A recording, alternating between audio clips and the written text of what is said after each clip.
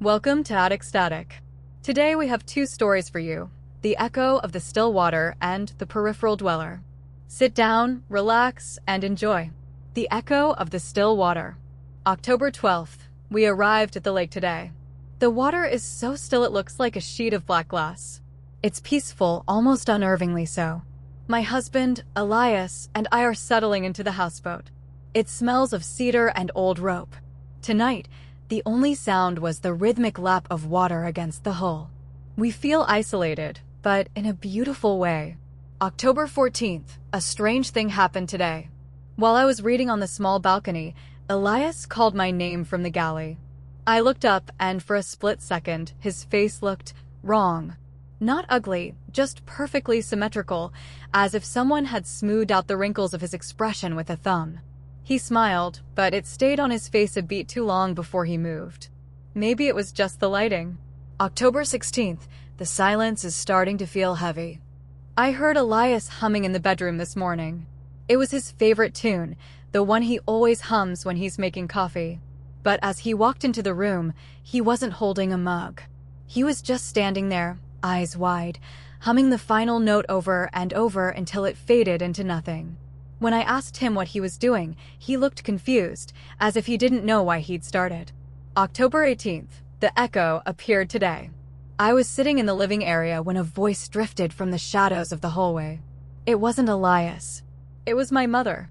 She passed away 3 years ago, but her voice, clear and warm, said, "Pass me the tea, darling."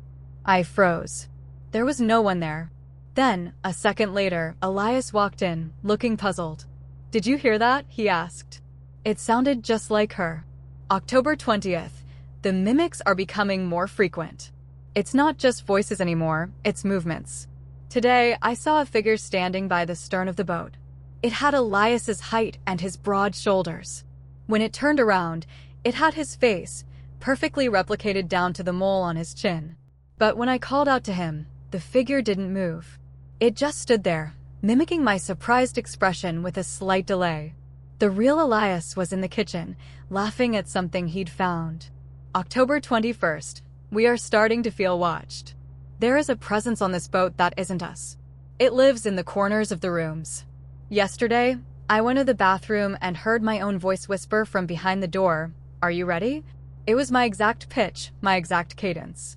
The real me followed it into the room. My own voice was gone. It felt like a theft.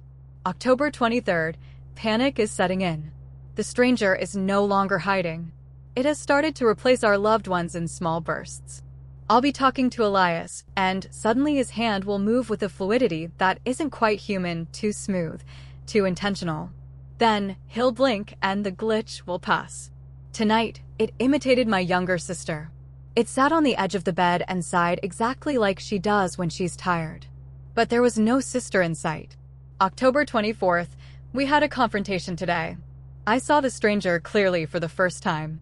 It wasn't a ghost, it was a physical entity, a tall, slender shape draped in a grayish hue that looked like woven mist. It stood in the center of the deck.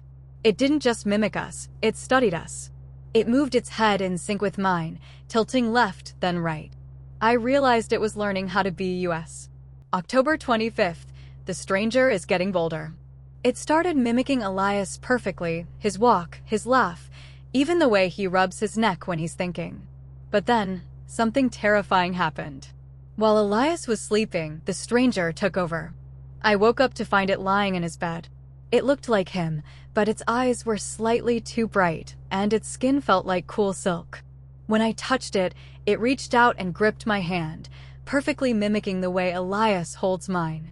But when he woke up a minute later, the stranger vanished back into the shadows of the rafters. October 26th. It's over. The stranger finally finished its masterpiece. Last night, it stopped trying to be part of us and decided to become one of us entirely. It didn't just mimic Elias, it became him. I watched as it stood in the center of the cabin, eyes closed, absorbing every nuance of his soul. Then, with a final, graceful movement, it reached out and touched my cheek.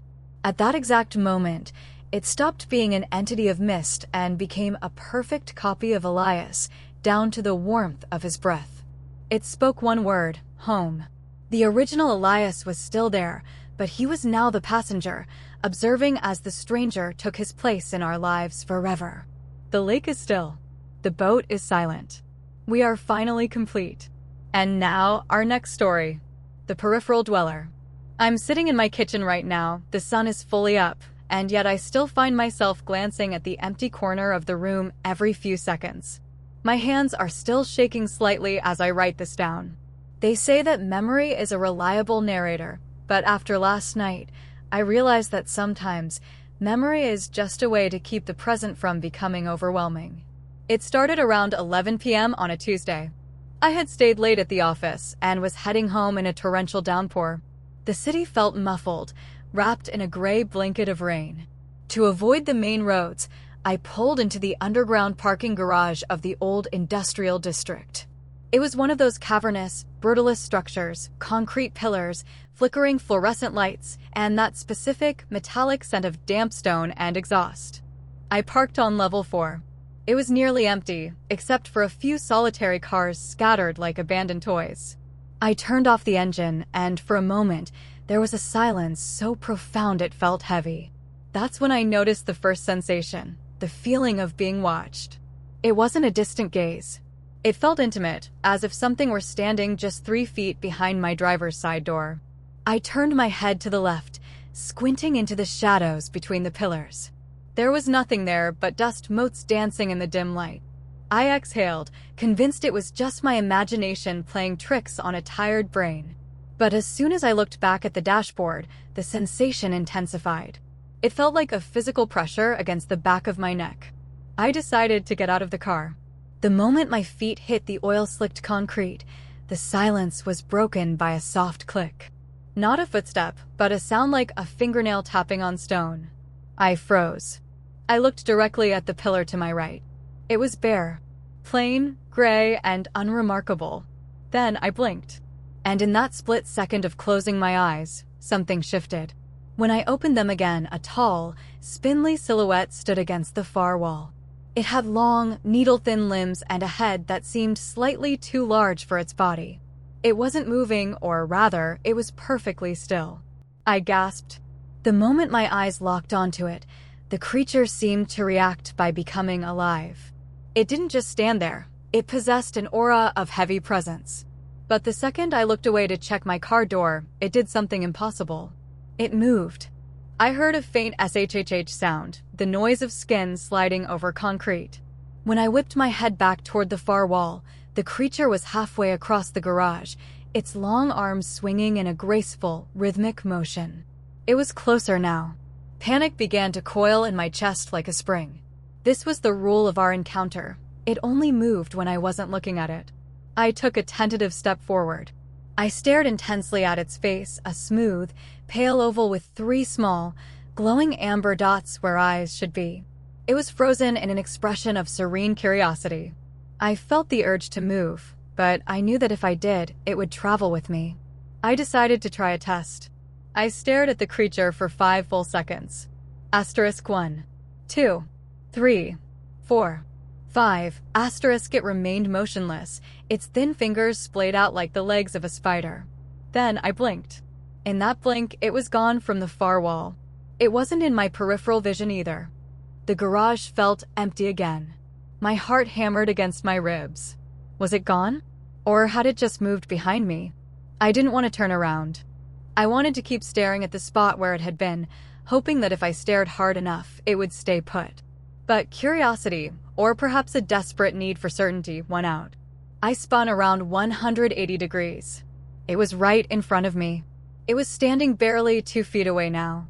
It had grown taller, its head nearly reaching the height of my own. Up close, I could see the texture of its skin. It looked like damp parchment stretched over a frame of wire. Its 3 amber dots weren't just eyes. They were pulsing with a faint, rhythmic light. It was so close that I could feel a faint draft of cool air emanating from it. I stared at it, mesmerized. It felt as though the creature was waiting for me to look away so it could make its final move. I held my gaze, refusing to let even a single thought drift elsewhere. I watched the way its skin wrinkled slightly around the amber dots. Then, the most terrifying thing happened. While I was looking directly at it, the creature did something it hadn't done before. It tilted its head just an inch to the side. It was moving while being watched. The rule had broken. The dweller had decided that staring at me wasn't enough. It wanted to acknowledge my presence while I acknowledged its. I felt a jolt of pure adrenaline. It reached out one of those needle-thin arms, the hand hovering just inches from my shoulder. For a heartbeat, time seemed to stretch. The creature's long fingers trembled in the air. Then it did what I feared most. It leaned forward. I didn't wait for it to touch me. I squeezed my eyes shut as tight as they could go and let out a muffled shout. I held my breath, counting to 3. 1, 2, 3, I snapped my eyes open. The creature was gone. Not just moved, gone. The garage was silent again. No silhouette on the walls, no needle-thin arms in the air. Even the heavy pressure against my skin had vanished. I stood there for a long minute, my breath coming in ragged gasps. I looked at the ground where it had been standing. There were no footprints. No dust disturbed. It hadn't walked across the floor. It had simply transferred itself from one state of being to another.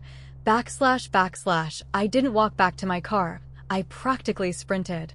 My hand gripped the door handle so hard my knuckles turned white. I scrambled inside, slammed the door, and fumbled with the keys. As I pulled out into the rainy street, I glanced at the rearview mirror one last time. For a split second, in the corner of the glass, I saw a tiny spark of amber light. It wasn't on the floor or on the walls anymore.